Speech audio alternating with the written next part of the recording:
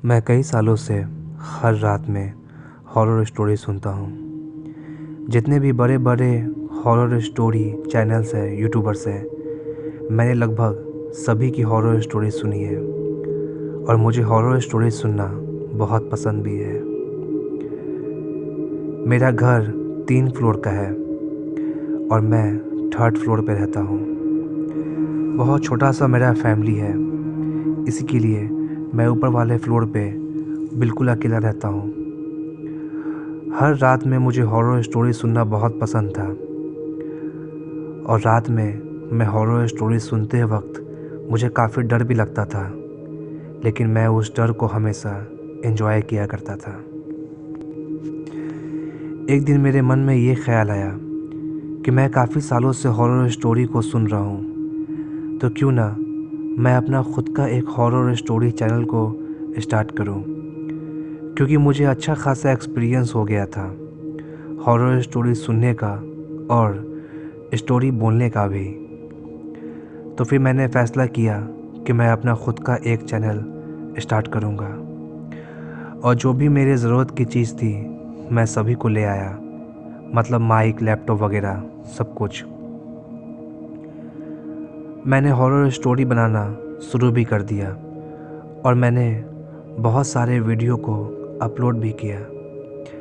Response भी मुझे starting में ठीक ठाक ही आ रहा था, लेकिन तब भी मेरे साथ कुछ ऐसा हुआ जिसने ये सब कुछ बदल के रख दिया।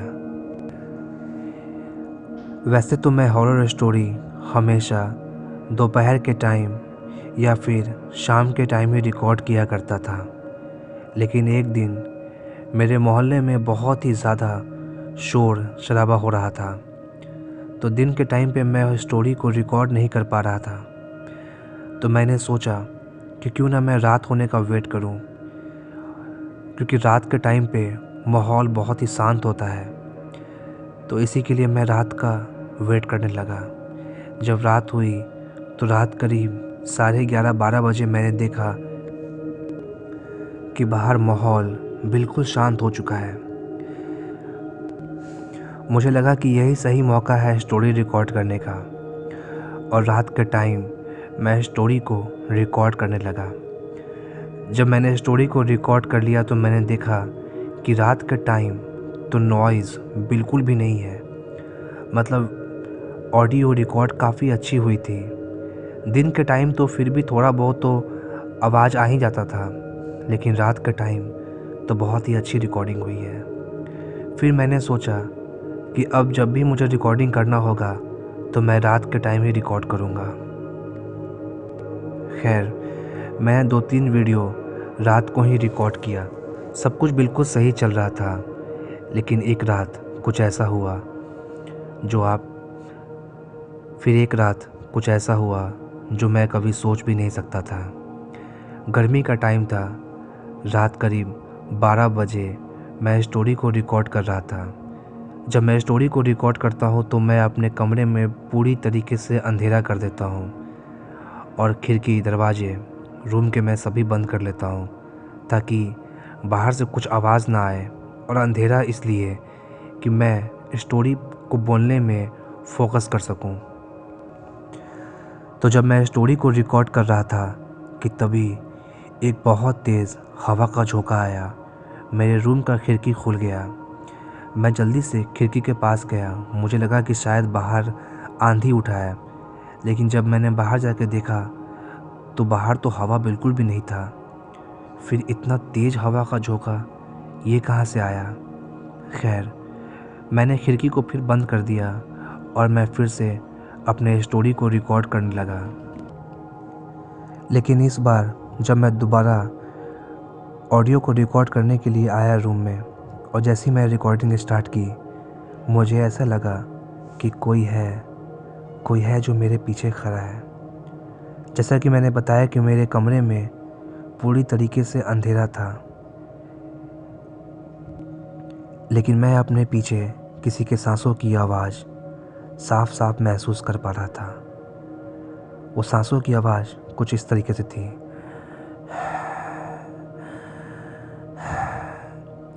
जैसे कोई बहुत तेज़ बहुत ज़ोर ज़ोर से सांसें ले रहा है। ये चीज़ जो अभी अभी मेरे साथ हो रहा था, इससे मैं बहुत ही ज़्यादा डर गया था। मैं धीरे धीरे पीछे पलटने लगा। जब मैं पीछे की तरफ पलटा तो जैसा कि मैंने बताया कि कमरे में बिल्कुल अंधेरा था, इसके लिए मुझे ठीक से नज़र तो नहीं आ रहा था, लेकिन मैं ये साफ साफ देख पा रहा था कि कोई तो है जो रूम के बिल्कुल बिल्कुल बीचों बीच खड़ा है। वो मुझे किसी ब्लैक परछाई की तरह नज़र आ रहा था, लेकिन उस परछाई का मैं आंखें साफ साफ देख पा रहा था। हल्की लाल रंग की उसकी आंखें थी और उसके चमकते हुए दांत, ये भी मुझे अंधेरा में नज़र आ रहा था। उसे देख के मैं बहुत डर गया, बहुत ही ज़्यादा। लेकिन मैं अपने मन को ये समझा रहा था कि ये मेरे आंखों का वहम है, अंधेरे की वजह से मुझे ये नज़र आ रहा है। स्विच दूसरे तरफ था लाइट का, लेकिन मुझ में इतना भी हिम्मत नहीं हो रहा था कि मैं स्विच के पास जाके लाइट को ऑन कर सकूं। फिर भी मैंने एक बार हिम्मत की, मैंने भगवान का नाम लिया और मैं भागते हुए स्विच के पास गया। मैंने लाइट को ऑन किया और लाइट ऑन करके मैं वापस से उस तरफ पलटा जिस तरफ वो परछाई थी। लेकिन इस बार जब मैं उस तरफ पलटा तो वहाँ पे कोई भी नहीं था। मैं बिल्कुल पसीने में भीग चुका था क्योंकि मुझे बहुत तेज़ डर लग रहा था। मैं अपने मन को बार बार यही समझा रहा था कि अभी अभी जो कुछ मैंने देखा या फिर जो कुछ भी मैंने महसूस किया, वो सिर्फ़ और सिर्फ मेरा वहम था। मैं नीचे गया पानी पीने के लिए। मैं पानी पी के वापस अपने कमरे में आया, लेकिन सच बताऊं तो मुझे अब हिम्मत नहीं कर रहा था कि मैं स्टोरी को कंप्लीट कर सकूं। इसके लिए मैंने सोचा कि चलो मैं कल इस स्टोरी को कंप्लीट कर दूंगा, और मैं अपने कमरे में सो गया। अगली सुबह जब मैं उठा, सुबह बिल्कुल नॉर्मल था। मेरे जो दिन भर का काम था, कॉलेज वगैरह सब ख़त्म करने के बाद मैं शाम को अपने घर लौटा, तो मैंने सोचा कि चलो कल जो स्टोरी अधूरी रह गई थी, आज मैं उसे कंप्लीट कर लेता हूँ। लेकिन फिर से मैं रात होने का वेट कर रहा था ताकि मैं शांति में रिकॉर्डिंग कर सकूं। जब रात हुआ तो फिर से मैंने स्टोरी को कंप्लीट करना शुरू किया। उस समय रात के 12 बज रहे थे। मैंने फिर से अपने कमरे का लाइट ऑफ कर दिया था। मैं स्टोरी बोल ही रहा था कि इस बार मेरे कानों में किसी की सांसों की आवाज़ नहीं, बल्कि किसी लड़की की आवाज़ आई। तुम मेरी स्टोरी सुना रहे हो। ये सुन के मैं बहुत डर गया। मैं जल्दी से दूसरी तरफ पलटा जहाँ से वो आवाज़ आई थी। इस बार मैं किसी इंसान को और भी अच्छे से देख पा रहा था अंधेरा में, क्योंकि इस बार वो परछाई मेरे और भी पास था। उस परछाई को देख के मैं वहाँ अपने रूम से भागने लगा, और मैं भागते हुए सीधा नीचे वाले फ्लोर पे पहुँच गया। मन तो ये कर रहा था कि ज़ोर से चिल्ला चिल्ला के घर वालों को बुलाऊं और ये बात बताऊं कि मेरे कमरे में मैंने किसी को देखा है। लेकिन फिर मुझे ये लगा कि मेरे घर वाले मुझे डांटेंगे। वो कहेंगे एक तो ये हॉरर स्टोरी सुनते रहता है और अब हॉरर स्टोरी बनाना भी शुरू किया है। दिन भर ये भूत प्रेत का नाम लेते रहता है, इसी के लिए इसे अब ये सब चीज़ नज़र आता है। मुझे यही लगा था। यही सोच के मैंने किसी को नहीं बुलाया। लेकिन उस रात मैं अपने कमरे में नहीं, बल्कि अपने छोटे भाई के रूम में जाकर सो गया, क्योंकि मुझे मेरे कमरे में सोने में बहुत डर लग रहा था। इसीलिए मैं अपने छोटे भाई के रूम में ही सो गया। अगले दिन जब मैं सुबह उठा, जब मैं अपने कमरे में आया, तो मुझे ऐसा लग रहा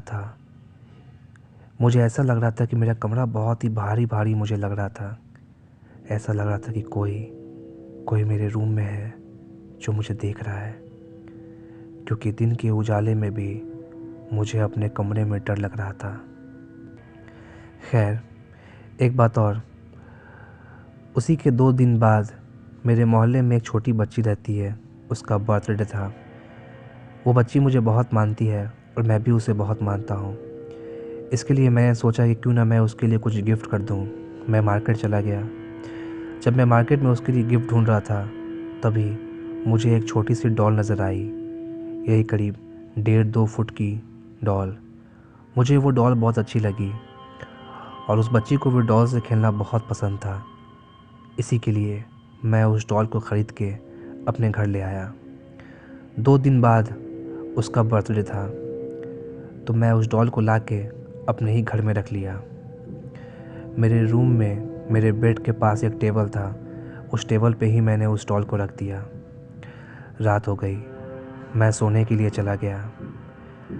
कल रात मेरे साथ क्या हुआ था मैं बिल्कुल भूल चुका था, क्योंकि उस दिन मैं बहुत बिज़ी था।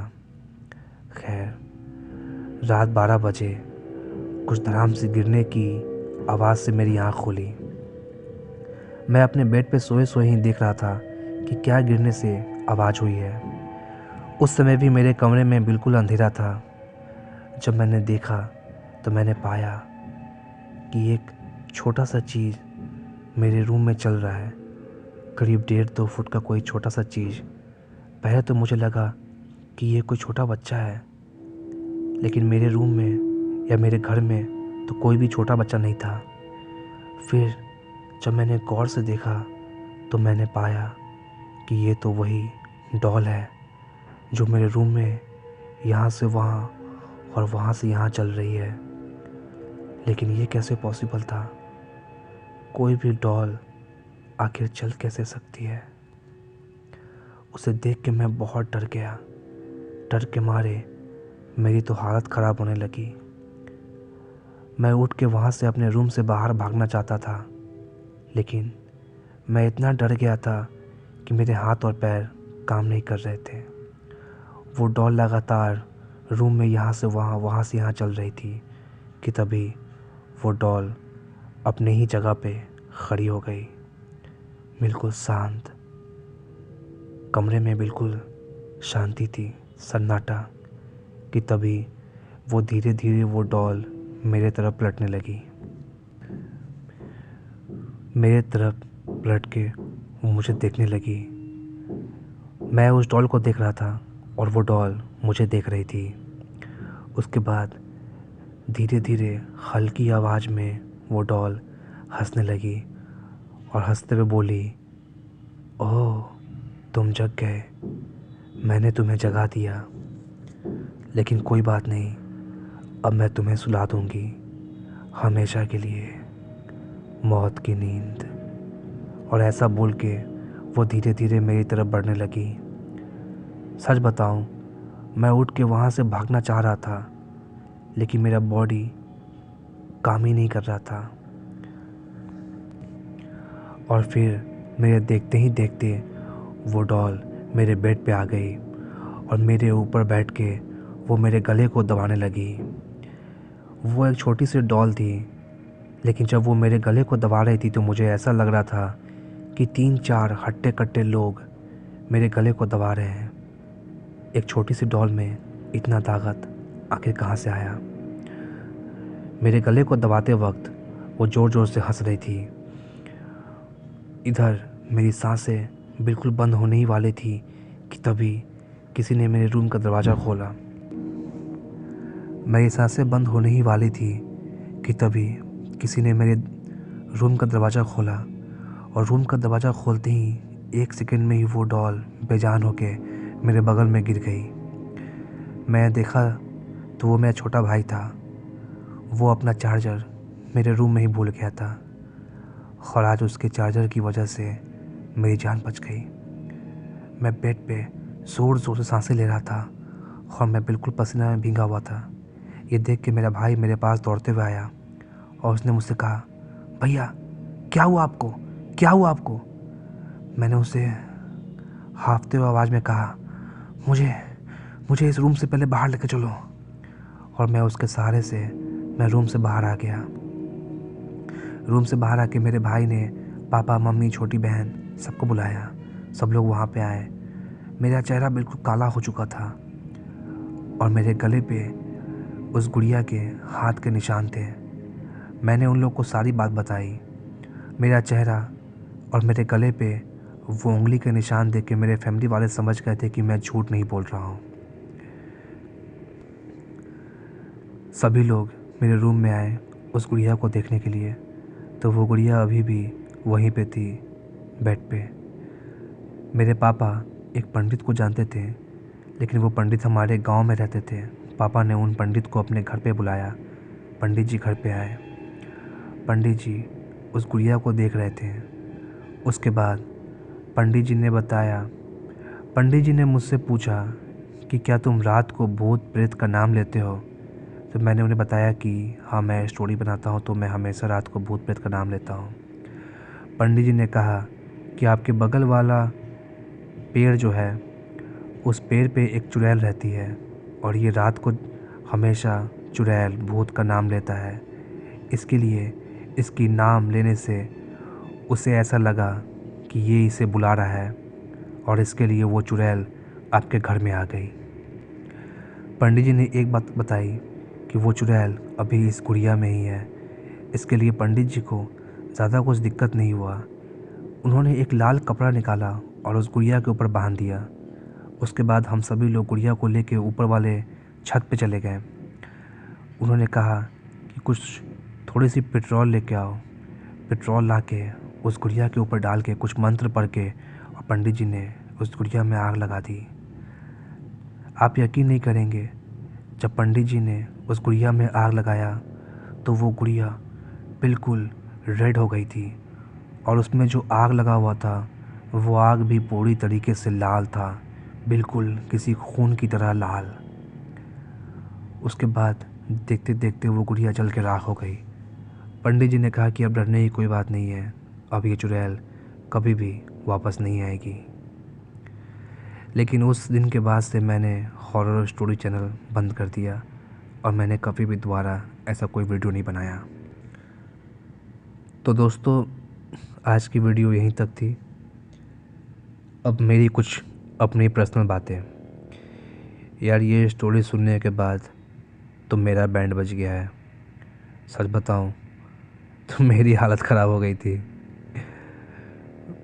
अब मैंने सोच लिया है कि मैं भी कभी रात में रिकॉर्डिंग नहीं करूँगा, मैं भी दिन में ही रिकॉर्डिंग करूँगा, कहीं ऐसा कुछ मेरे साथ ना हो जाए। तो आप लोग बताइए कि आप लोगों को स्टोरी कैसा लगा, और यार कमेंट कीजिए और लाइक कीजिए, शेयर कीजिए। और एक बात और, यार बहुत जल्द मेरा 100 सब्सक्राइबर होने वाला है यार, जल्दी से आप लोग करवा दो यार 100। ठीक है, थैंक यू। मैं मिलता हूँ आप लोगों से अगले वीडियो में। तब तक अपना ख्याल रखें। Bye bye.